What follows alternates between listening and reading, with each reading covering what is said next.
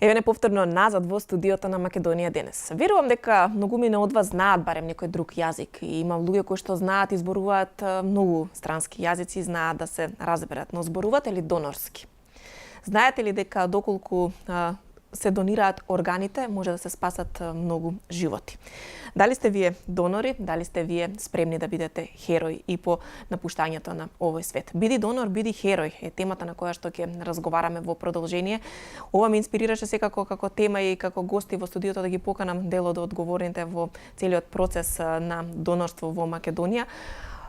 Настанот кој што се случи по 3 години. Верувам дека вие сите добро слушнавте по медиумите дека по една смрт се спасија 2 животи.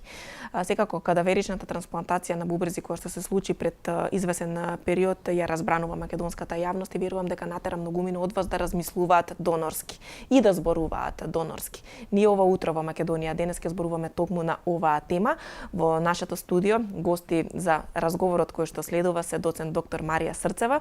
Добро утро и добре дојдовте. Добро утро, благодарам на поканата. Чест и задоволство ми е да сум овде. Да, и нас ни е задоволство што сте во нашата емисија, секако заедно со господинот Душко Ѓоргиев, претседател на Сдруженијето на бубрежно болни нефрон, кој што со нас редовно зборува на оваа тема и редовно сме секако во рамки на емисијата Македонија денес тука да ја поттикнеме јавноста да размислува и да зборува донорски. Добро утро. Редовно, меѓутоа недоволно. Недоволно со тоа што сакаме што повеќе гледачите да зборуваат донорски. Имавте навистина имавме убав настан да ја поттикнеме јавноста да размислува за донорство и вие редовно работите преку конференции и настани да се зборува за органодарителството во Македонија. Така е, ние пред скоро време организиравме и го проследивме Европскиот ден на органодарителство.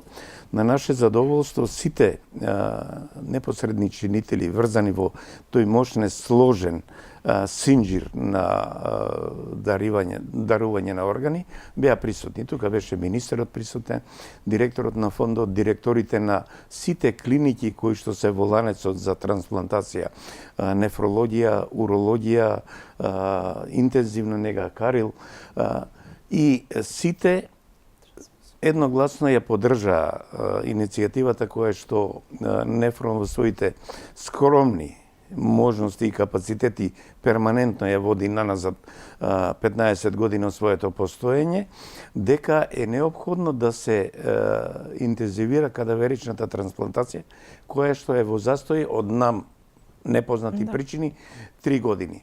Значи, на наша радост, сите искажаа спремност дека треба да се интензивира и да се отпочне со кадаверична трансплантација. Зборувам за бубрези затоа што најголем дел од трансплантациите во Македонија се практично бубрезите. И на наша радост, не долг период после тоа се направија 2 кадаверични трансплантации кај што се спасија 2 животи. Скромен почеток, меѓутоа мислам дека тоа ветува дека сите во тој синџир кој што треба да функционира безпрекорно, се спремни ова да биде еден систем кој што ќе функционира перманентно и на еден подолг период. Да, веруваме дека ќе биде така и се надеваме сите. Верувам дека доктор Срцева и вам ви е тоа желба да се разработи овој процес. Еве, пред да продолжиме со разговорот, најпред да кажеме што представува Евротрансплант. Може ли да ни го додовите овој момент, односно на гледачите? Вака, Евротрансплант е организација која постои повеќе од 50 години, од 45 до 47 години реално, значи точно. Тоа е една најголема организација во Европа која што има улога да распоредува, односно да соработува и да ги регрутира правилно органите. Она што е убавината на оваа организација е дека таа практично покрива основната цел е на неа да се направи правилно донирање, односно се направи правилно искористување на органите. Големината и убавината на оваа организација е тоа што таа покрива подрачје од 135 милиона жители. Во тие 135 милиона жители они имаат една огромна база на податоци од околу 20.000 пациенти кои чекаат за било каков донор и годишно регрутираат, односно доставуваат околу 7.000 органи. Тоа и покрај тоа сепак во светот како и во Европа постои недостаток на органи. Она што дозволува Евротрансплант, она што го практично го прави, го намалува бројот на чекање, значи на пациентите кои што чекаат за било каква трансплантација. Го намалува процентот односно го зголемува процентот на оние состојби каде што треба хитна трансплантација, каде што хитно ќе настане, значи кога имате вие толкав базен на пациенти кои што донираат, значи од прилика 2.500 донации годишно се, практично невозможно е да не се најде адекватен реципиент. Колку поадекватен реципиент, толку правилна и целисходна трансплантација и дополнително има некои посебни и ризични групи кои што се за трансплантација, имено компрометирани пациенти кои што се со ретки крвни групи, кои што во некои мали земји не можат да најдат сроден донор. Ова организација го дозволува. Дали Македонија е членка на Евротрансплант? За жал не. Што значи дека ние не ги уживаме тие права кои што ги уживаат земјите членки во однос на размена на органи? Не. Ние долго години не стремиме да влеземе во Евротрансплант. Што не пречи? Евротрансплант е организација која што има свој статут, која што има свој кодекс и која што има своја легислатива. За една членка, дури и Македонија, за да стане членка во Евротрансплант, значи мора да ги превземе статутот, легислативите, да ги изедначи легислативите во Македонија заедно со легислативите на Евротрансплант, да ги изедначи кодексот и да изедначи многу други работи. Во однос на легислативите, она што можам да кажам и на што реално и сум горда, легислативата е донесена 2011 во Македонија за мозочна смрт и за кадаверична трансплантација. Подзаконските акти се истата година. Некаде 2013-14 ние првпат се наоѓаме на платото, односно влегуваме во Светската здравствена организација и на глобалната обзерваторија за донација и за трансплантација, некаде на врвот од регионот, заради тоа што тоа беше еден период, златен период за нас, во кој што имавме 41 трансплантација од жив донор и околу 8 од кадаверична трансплантација. Од непознати причини, од одбивање на фамилијата, од недоволна едуцираност, некако процесот полека замре и сега веќе на тие глобална обзерваторија Македонија е се повеќе и повеќе кон дното. Меѓутоа, за поздравување она што се случи, за поздравување ова што го прави организацијата на Нефрон, која што секојдневно, значи катадневно и влијае на тоа да ја подигнеме свеста, да подигнеме на донирањето, да ги едуцира пациентите, меѓутоа, повторно треба тука да се вклучат и невладините организации, треба да се вклучат пациентите кои што не само за бубрези чекаат трансплантација, за други органи кои што реално во Македонија во моментов не можеме да ги испорачаме, да излезат да бараат, значи да практично и вршат притисок на вас, кон власта, кон нас докторите, за да можеме некако да го убрзаме процесот. Грубо речено, Евротрансплант дава некои бројки, значи многу грубо и изгледаат кога ќе се кажат во бројки. Она што треба за да се отпочне процесот да се влезе во Евротрансплант е да се има отприлика 10 трансплантации на милион жители. Што за Македонија би значило дека ние треба да дадеме 21 трансплантација и да понатаму почнеме со некои преговори. Меѓутоа сметам дека регионалната соработка е почетокот за и побрзо да влеземе во Евротрансплант. Да, сето тоа ќе ја промени многу состојбата моментална која што е во Македонија во односи на листата на чекање на оние кои што чекаат соодветни органи за трансплантација. Колкава е листата моментално? Имате ли вие евиденција конкретно за бубрежно болните кои што се дел од вашето За одружение? точна листа на чекање на број на пациенти не може да стане збор, поготово за кадаверична трансплантација. Ние во минатото имавме една листа на чекање која што беше за трансплантација од познат дарител. Ние тогаш ја нарековме таа листа срамна листа на чекање, затоа што никаде во светот, каде што има обезбеден орган за трансплантација од познат дарител, не се прави листа на чекање, него веднаш се трансплантира. На наше задоволство тоа сега веќе не постои. И избришена е таа листа? Да, бришена е таа срамната листа. Сите оние што ќе обезбедат орган, зборувам конкретно за бубрези, за кратко време, 2 до 3 месеца, додека се направат сите испитувања, тие се трансплантират. Значи, кога станува збор за листа на чекање на кадаверична трансплантација, таа листа зависи од интензитетот на трансплантацијата и бројот на трансплантации на кадаверични органи. Значи, ако вие наназад 3 години, како што беше случај кај нас, немате ни една трансплантација кадаверична, тогаш не може да стане збор за формирање на една листа прочистена, каде што пациентите ќе вршат типизација, ќе плаќаат одредени средства, а знаат дека нема трансплантација. Значи, со отпочнување на кадаверичната трансплантација, таа листа ќе се ажурира и ќе се обновува стално, затоа што после известен период сите параметри што се добар дел од тие параметри кои што се потребни за типизација се повторуваат. Значи, ако ние имаме трансплантација, тогаш ќе имаме ажурна листа на трансплантација и ќе имаме интерес кај пациентите да се стават на таа листа. Станува збор некаде сега за 70, па имавме дури бројка од 150 пациенти. Таа листа треба перманентно да се збогатува и ажурира. Затоа што од друг аспект, ако ние и имаме орган кадаверичен, значи бубрек, а немаме листа на чекање, типизирани пациенти, ќе биде право бинго да ние најдеме пациент кај колку ќе го трансплантира. Значи двете работи се врзани едно со друго и зависат едно од друго.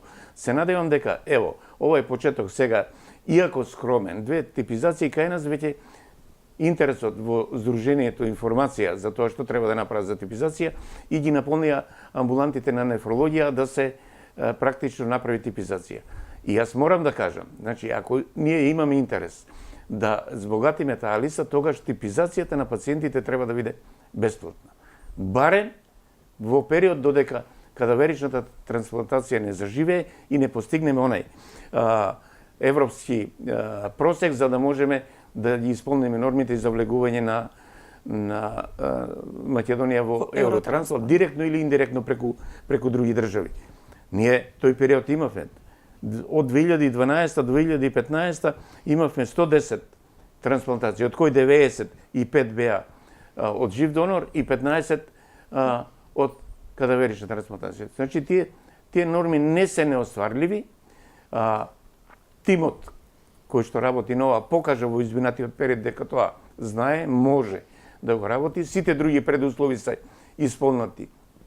Има обезбедени средства, имаме потреба од трансплантација, пациентите чекаат на ова. Имаме висока свест на донирање. Иако се шпекулира дека од одбивањето на пациент на фамилијата да дава органи, падна бројот на трансплантации. Не е точно. Ако ние имаме за период од 2 години толку трансплантации, не може јавното мислење кај популацијата во Македонија да се менува од година на година. Ние имавме средби со сите верски заедници. Сите до едни писмено не подржаа и кажаа, сите изразија спремност, се она што може да спаси нечи живот не треба да се погреби. Меѓутоа, треба перманентно работа на терен, перманентно водење на национална кампања која што осуствува во Македонија. Ние, нашите скромни можности на Нефрон се толку и капацитетски и финансиски, за да можеме да покренеме цела лавина во. Значи, во држави кај што имаме трансплантации на ова, ние сега Хрватска е проблем да најдете пациент за трансплантација. Значи, толку е отидено напред. Значи, треба перманентно за ова да зборуваме. Да, Хрватска не е многу далеку од нас, а се веќе на врвот во однос на трансплантациите и исполнуваат сите стандардни можности и самото население е секако... Да. Така е. И се ние го имаме истиот закон. Со Хрватска соработуваме, меѓутоа законот не трансплантира. Значи, сите нишки, сите алки во синџирот што се потребни за трансплантација треба да функционираат. Една ако не трансплантира, не функционира. Немаме трансплантација. Ако болничниот координатор не го препознае, не ја препознае мозачната смрт, не стапи во контакт со фамилијата, не обезбеди орган, сите овие што се после тоа можат да чекаат. Да. Каква е постапката за утврдување на мозочна смрт? Кој е целиот тој процес каде што започнува овој чекор? Па тоа е еден процес кој трае долго. Значи, треба оно што треба првин да се свати дека ние лекуваме. Да. Онаму кога што ќе мислиме и веќе гледаме дека можностите ни се исцрпени, тогаш одиме кон одржување на пациентот од кога ќе докажеме мозочна смрт. По литературата мозочната смрт се дели на неколку делови, односно неколку типови на мозочна смрт. Имате мозочна смрт на глобално на целиот мозок, на на мозочното стебло каде што се наоѓаат сите витални органи или на некои повисоки центри. Она што за Македонија и во законот е вклучено дека ние веруваме во мозочна смрт која што е на целиот мозок. Кога ќе се исклучат сите промени кои што може да донеле до тоа иреверзибилна оштетување на мозокот. Значи тука се дали пациентот е во шокова состојба, дали е под влијание на некои интоксикација со некои материи, дали е под влијание на некои лекови. И гледаме дека дали е во шокова состојба, и гледаме дека пациентот не оди натаму. Неуролошките критериуми ни означуваат дека настанува некоја иреверзибилна промена на мозокот, тогаш се оди кон клинички тестови кои што ни докажуваат докаде и како е функцијата на мозокот. Во колку се тие клинички тестови докажеме, односно покажеме дека мозокот е веројатно мртов, тогаш мораме според закон да направиме некои од клиничките докажувања, значи со диагностика, дали се работи за КТ ангиографија, дали се работи за трансезофагиална Тоа е огромен тим. Значи секогаш трансплантацијата не е еден човек, не е еден одел, не се поединци. Тоа се тимови кои катадневно стојат, работат со тие првенствено за да го излечат пациентот, а веќе кога не можат да го излечат, да видат што максимум може.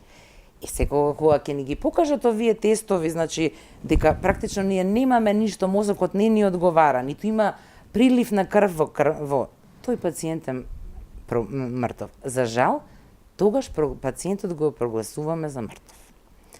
Кога пациентот е за мртов, должни сме според закон за 6 сата да ги викнеме фамилијата и да им ја објасниме целата работа и практично да наговестиме и да им објасниме дека после тоа, кога моторот ви е мртов, све што ќе работи и хладњакот натаму и било кој дел, значи иако е многу грубо карикирање на она што меѓутоа да биде малце подостапно до популацијата, ништо друго не ви функционира. Значи понатаму све полека згаснува. Тоа работи по еден автоматизм и тој автоматизам кога тогаш ќе згасне. По утврдувањето на мозочната смрт, секако тука доколку дојде до согласност на фамилијата, остануваат органи кои што може да спасат многу животи. Да. Колку за жал животи може да се спасат од еден починат донор? Вака, светските размери се, значи, светот отиде многу напред. Она што е факт и што е децидно дека еден починат пациент, еден пациент кој има мозочна смрт, кој што е мртов пациент, со дарување на солидни цврсти органи спасува 8 живота. Меѓутоа, со дарување на ткива спасува 100 живот, односно менува 100 живот. И тоа е факт. Во светот тоа се прави и се користи. Да. Во светот значи, постојат многу органи и ткива кои што се трансплантираат. Значи се трансплантираат белите дробови, се трансплантира срце, се трансплантира слизенка, панкреас, се трансплантира црева, се трансплантираат бубрези. Тоа се, значи, како солидни органи кои што се трансплантираат. Постојат и ткива, и самите ткива, како што се корнејата, како што се кожата, срцевата, коскената срцевина, понатаму средното уво, тетивите, срцевите валвули. Значи тоа е како да ви кажам, еден базен во кој што вие знаете како живот после живот е тоа. Да. Ме сваќате, живот после живот, тоа е онаа нишка која што треба да ја разградиме и пациентите. Живот после смртта. Живот после смртта, уствари. Да, човекот продолжува да живее низ живее, многу така. други Низ луѓе многу кои што други успева да ги луѓе, да. спаси и секако неговиот дух нели да се чувствува и ете. Тоа е едно нешто најголемо човеколюбие кое што како што кажавте вие го прифаќаат и го одобруваат сите верски заедници ширум светот и стојат тука за да се спасат други животи кои што секако чекаат, имаат одредени проблеми, а една мозочна смрт како што кажа доктор Срцева може навистина многу човечки животи да спаси. Верувам дека и кај нас ќе се работи на кампања на подигнување на свеста, преќутно според законот. Сите сме донори на органи. Така. Што значи тоа? Дека доколку не се изјасниме дека не сакаме нашите органи да бидат донирани по нашата доживеана мозочна смрт и доколку фамилијата тоа го одобри, слободно можат секако тие органи да се користат понатаму за спасување на други животи. Така, нашиот закон е практично нели преќутна согласност, односно ние сите сме донори. Меѓутоа ние го почитуваме правата на најблиската фамилија, секогаш прашуваме дали некој во некоја ситуација се изјаснили каков е неговиот став према донорството. Јас на многу пати сум се изјаснила и сега ќе искористам. Јас сум човек, јас сакам да донирам, јас сум донор. Што и да ми се случи, јавно кажувам, слободно да се донираат моите органи. Јас сум донор. Исто така, најдобро е сите така да си кажеме гласно, јас сум донор на ручек, на кафе, на пијалок со фамилијата, да отворено се зборува за подготвеноста да нашите органи утре спасат нечиј живот. Таа е кампања на која што работите и вие, Душко. Тоа беше и мотото наше. Ние секоја година за денот, светскиот ден на бубрегот има одредено мото. Едно од мотото беше ајде да зборуваме за тоа. После тоа, зборуваш ли донорски, биди донор, биди херој. Значи, секој во своето најблиско окружување, во фамилијата, со пријателите, со роднините, треба да го изрази својот став и својата желба. Со тоа ќе овозможи прво фамилијата многу полесно да во најтешките тренутци, значи моменти која е ожалостена, која тој починат, сите ние имаме пиетет кон починатиот. И тогаш многу полесно можеме да донесеме одлука почитувајќи неговата волја. Затоа е потребно, затоа и мотото, ајде да зборуваме за тоа, зборуваш ли донорски, значи ова не треба да биде табу тема.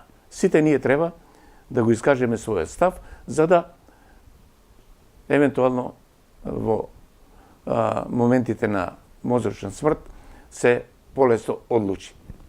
И тоа има ова, ајде да зборуваме за тоа, има и една друга страна. Значи, сите ние веројатноста да имаме потреба од орган е поголема отколку да даруваме орган. На тој начин, значи, ако мислиме на себе, тогаш е неопходно да мислиме и на другите. Ние во оквирот на нашите активности, пак ќе повторам, водиме една скромна кампања перманентно за органодарителство. Тука медиумите не поддржуваат многу и ние секогаш на нашите настани имаме голем број на медиуми кои што ќе објават и на тој начин ја подигаме свеста. Меѓутоа не е тоа доволно. Државата мора да има национална кампања. Ние може да бидеме сегмент, може да бидеме едно камче во тој мозаик. Затоа не се работи само за бубрези. Треба да се разговара и за други органи. Бубрезите се сега над 90%. И затоа ние тоа го правиме. Меѓутоа, нам треба да ни се приклучат и останатите, а државата со своја национална кампања во која што треба перманентно да се зборува, ќе ја подигнеме свеста. Ќе натераме луѓето да размислуваат. Ќе објасниме, затоа што полно од луѓето не се и доволно информирани, за да донесат своја одлука. Идната година, ние во април месец, средината на април, ќе бидеме домаќини на ние сме и членка на Југоисточна Европа на диализирани и трансплантирани пациенти, ќе бидеме домаќини на тие средби. Една од темите ќе биде подигане на јавната свест и трансплантацијата. Затоа што ние во Македонија имавме многу горливи прашања, поготово зборувам за делот на нефрон. Имавме големи проблеми со диализата. Тој проблем сега е решен и ние имаме една европска диализа, квалитетна, која што ги покрива нашите потреби. Но, меѓутоа трансплантацијата ни оддалеку не е тоа. Значи, сега поентата на нашите активности ќе биде подигање на јавната свест за даривање на органи, затоа што без нив нема трансплантација и заживување на кадаверичната трансплантација. Нема думите во голема. Повторно ќе нагласам. Значи, сите предуслови се исполнети. Да. Колку медицински сме подготвени за останати трансплантации во нашата земја? Еве, со бубрезите секако тоа функционира, но ете и таа страна треба да ја видиме. Дали сме ние подготвени на тоа Ова е поле? многу деликатно прашање за одговарање, посебно во моментот. Значи, она што на нас може да ни се случи да во моментот ние прогласиме мозочна смрт кај 3 до 4 пациенти.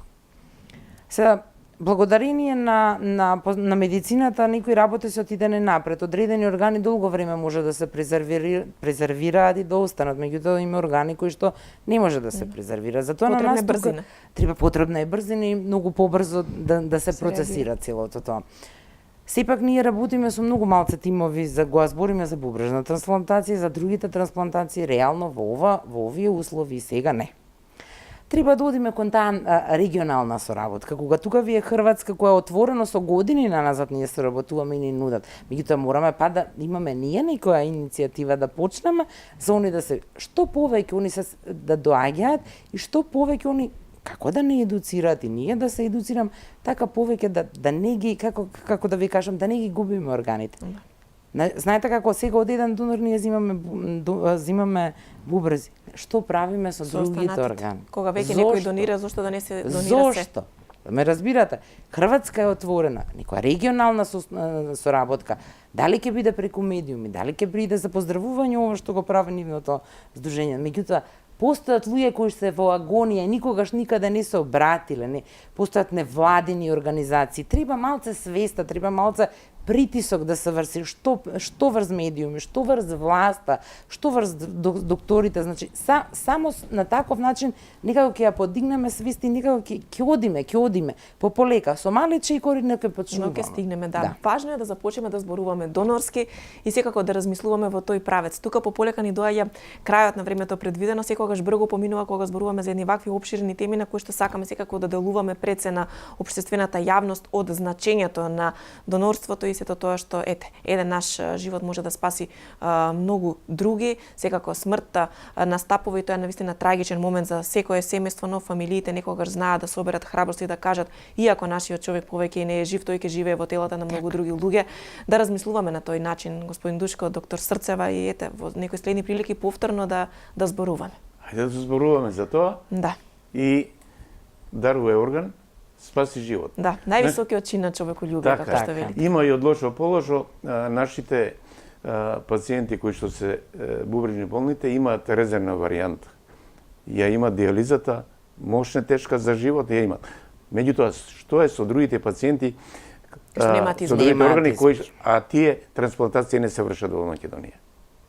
Да се надеваме на поубаво утре, нека биде ова светла точка една од која што поаѓаме и која што посветло ќе гледаме кон иднината и органи дарителството и трансплантациите да се случуваат и кај нас секако да бидеме и ние членка на Евротрансплант. Верувам дека тоа ќе ги промени многу моменталните состојби во нашата држава. Ви благодарам многу. Благодарам и вам.